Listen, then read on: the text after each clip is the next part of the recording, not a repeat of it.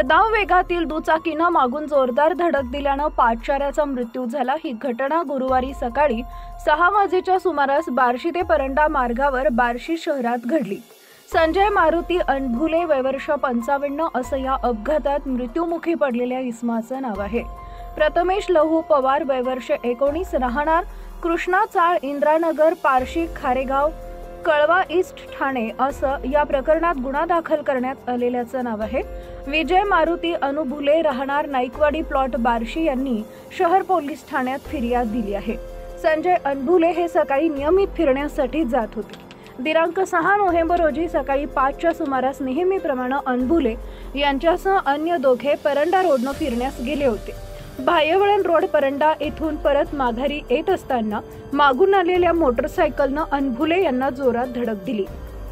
जगदाळी मामा हॉस्पिटल येथील डॉक्टरांनी ते मयत झाल्याचे सांगितले।